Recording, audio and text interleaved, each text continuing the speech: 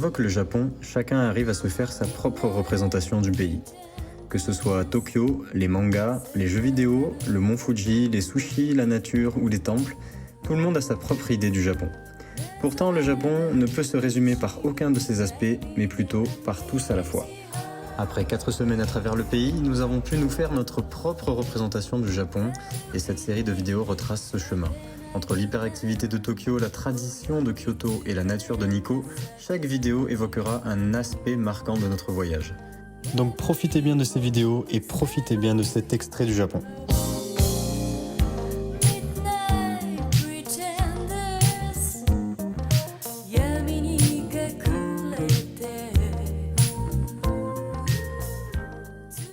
Salut. Aujourd'hui on commence donc premier jour à Tokyo, premier vrai jour à Tokyo. On commence directement à Asakusa avec le temple Sensoji. C'est l'une des cartes postales les plus connues du Japon.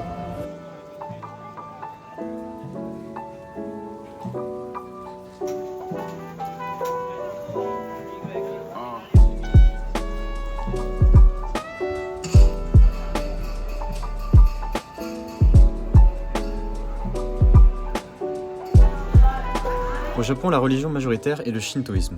Dérivé du bouddhisme, cette religion consiste en la vénération et au respect de dieux, qu'on appelle kami, qui peuvent incarner des lieux, des objets, mais aussi le vent, la terre ou l'eau. Les temples sont donc les lieux représentant ces entités. La purification a une valeur très importante aux yeux des Japonais, car elle permet de se protéger des mauvais kami. La propreté bien connue du Japon, que ce soit dans les rues, les temples ou les maisons, découle de cette purification.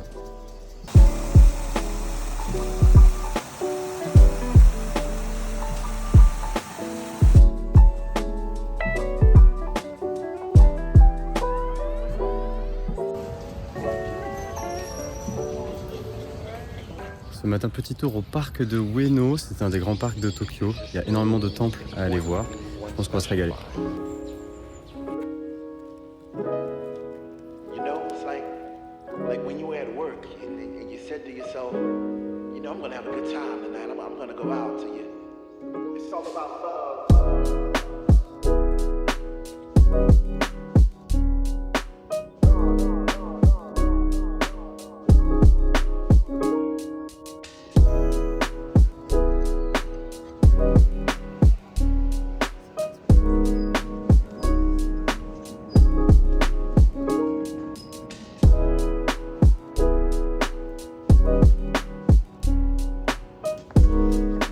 Encore une fois à 5 minutes du parc Ueno et c'est super calme, c'est vachement plus résidentiel et il n'y a aucun bruit, c'est vraiment super agréable. On va essayer de se trouver un petit resto pour le midi.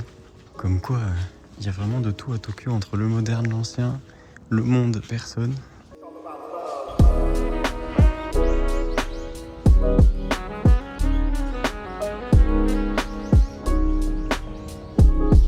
Allez, c'est le petit point info vu qu'on est dans un temple. Petit point info. Donc là, on vient de voir un temple Shinto. Et du coup, les gens, pour venir faire leur prière, ils ont tout un petit rituel.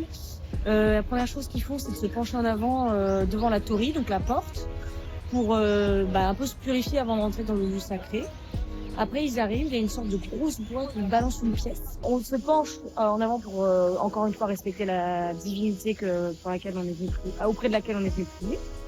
Et donc après, s'il y a une cloche, il faut sonner la cloche parce que ça chasse les mauvais esprits.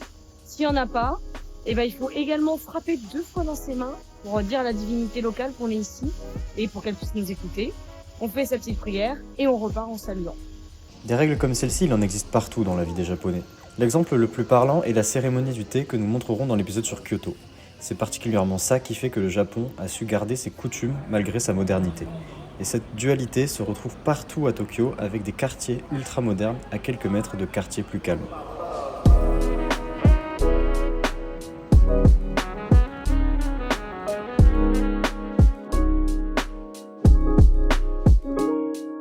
Particularité au Japon, il y a des gens qui parlent dans la rue, dans des haut-parleurs pour faire des annonces.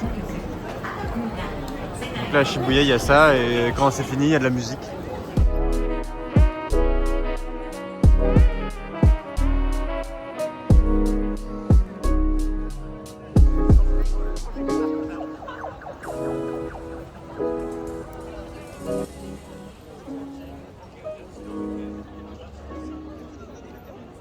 Hier soir on était à Shibuya pendant... Oh putain, elle se casse la gueule. Et hier soir on était à Shibuya pendant la soirée d'Halloween. Alors cette année la parade n'était pas à Shibuya parce qu'il y avait eu trop de débordements l'an dernier. Mais il y avait quand même tellement de monde qu'on n'a pas pu trop filmer les déguisements et tout ça. Les flics demandaient d'avancer dans toutes les rues. Mais quand même c'était assez impressionnant. Et puis Shibuya ça reste toujours Shibuya. Aujourd'hui on fait un petit tour au parc Yoyogi, le paradis des chiens, avant de partir au temple Meiji, qui est l'un des plus connus de Tokyo.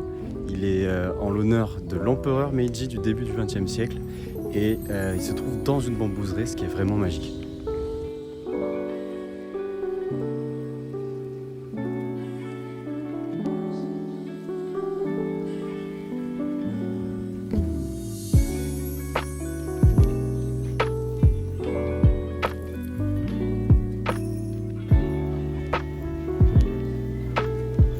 Le temple Meiji a été construit en 1920 et est dédié à l'empereur Meiji, premier empereur du Japon.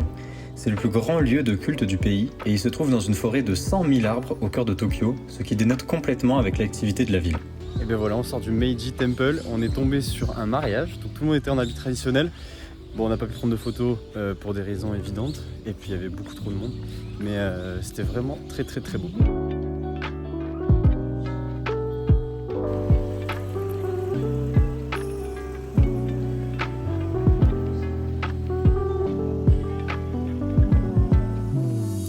Là on est à Shinjuku et juste à côté de Kabukicho.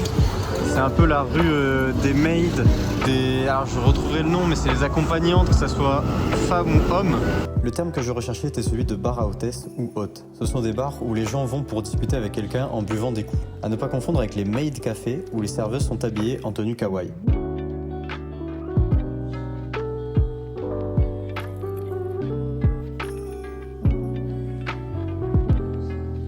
La mairie de Tokyo est une attraction touristique à part entière. D'abord pour son observatoire qui est gratuit et qui donne une superbe vue sur la ville, notamment Shinjuku, Shibuya et le parc du temple Meiji. Ensuite, le soir, des œuvres sont projetées sur sa façade, promouvant la culture japonaise.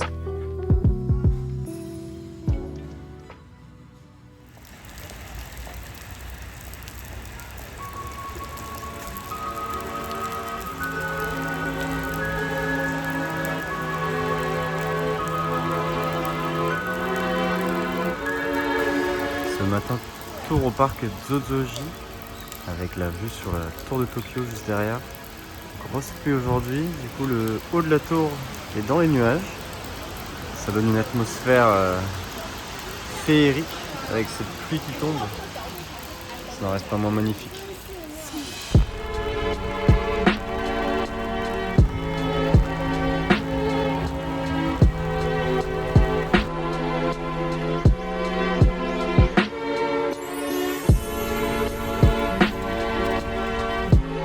Alors qu'on passait la journée sur l'île d'Odaiba, on n'arrêtait pas de croiser des étudiants en costume qui se rendaient en fait à une représentation devant le siège de Fuji TV, l'équivalent de TF1 chez nous. Il s'agissait en fait du festival Dream Yasakoi qui réunissait 5000 danseurs, dont certains qu'on a eu la chance de croiser là-bas. On sort du centre commercial Diver City à Odaiba. C'est celui où se trouve le Gundam géant. Et pour quitter Odaiba, on va le faire en bateau jusqu'à Asakusa.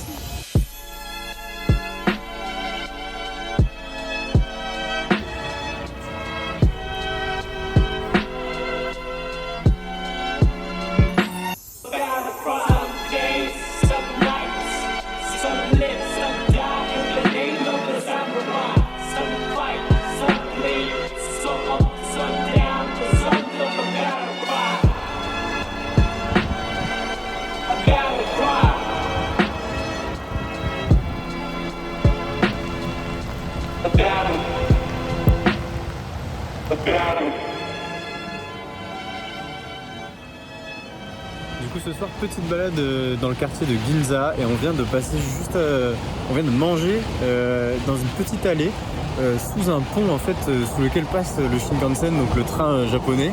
Ça fait un boucan, ça fait un boucan de fou quoi, le train qui passe par dessus. Mais du coup c'est une drôle d'expérience, c'est une allée avec plein de petits restaurants et donc c'est là qu'on a mangé ce soir à Ginza.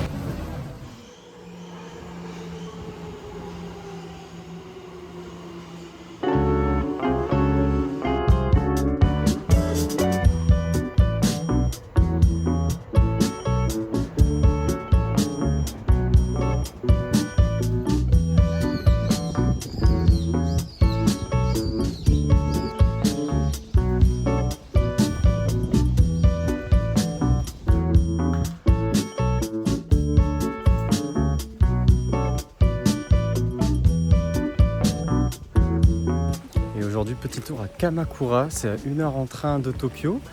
On est au bord de la mer. C'était également une ancienne capitale du Japon, ce qui fait qu'on trouve des temples absolument à tous les coins de rue, c'est assez impressionnant. Et comme la météo est avec nous aujourd'hui, on va également faire un petit tour au bord de la mer.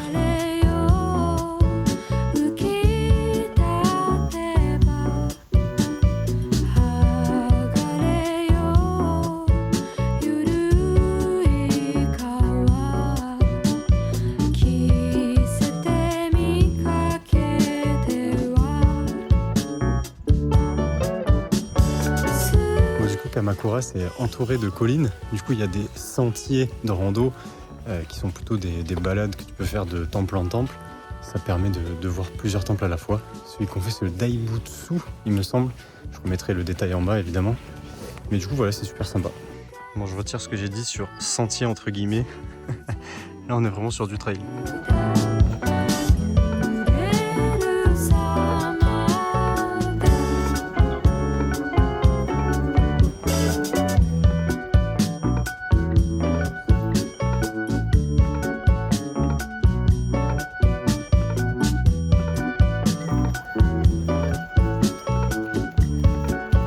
L'un des lieux les plus connus de Kamakura, c'est son grand Bouddha, Daibutsu, ici au Kotoku Inn.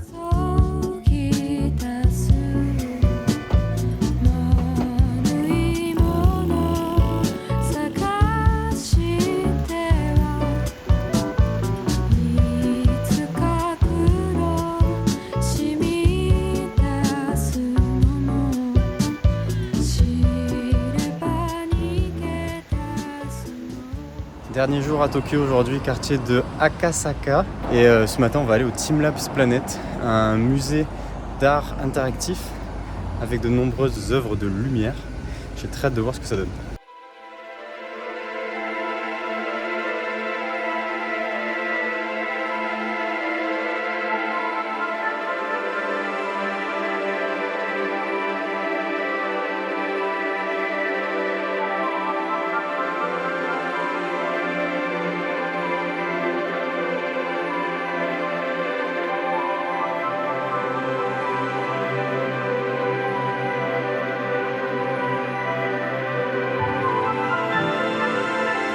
Le musée Teamlabs de Tokyo est d'un type unique en son genre. Les œuvres sont des projections colorées qui jouent avec le décor et la forme des pièces, le tout en accord avec une ambiance acoustique. Le musée en lui-même est complètement immersif et les œuvres se mélangent, sortant des pièces et rejoignant d'autres. C'est une véritable claque visuelle.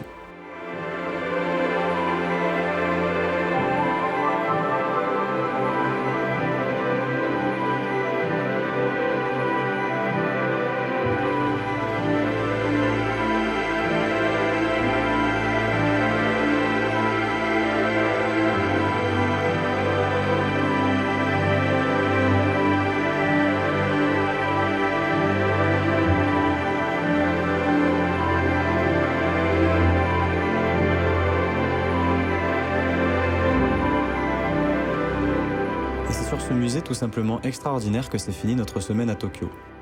Notre premier aspect du Japon venait d'être découvert, la dualité. Dualité entre ancien et moderne, entre foule et calme, et entre tradition et mondialisation. Tokyo est unique et ce que la ville dégage l'est tout autant. Il était donc temps pour nous de se diriger vers notre deuxième destination, Nikko.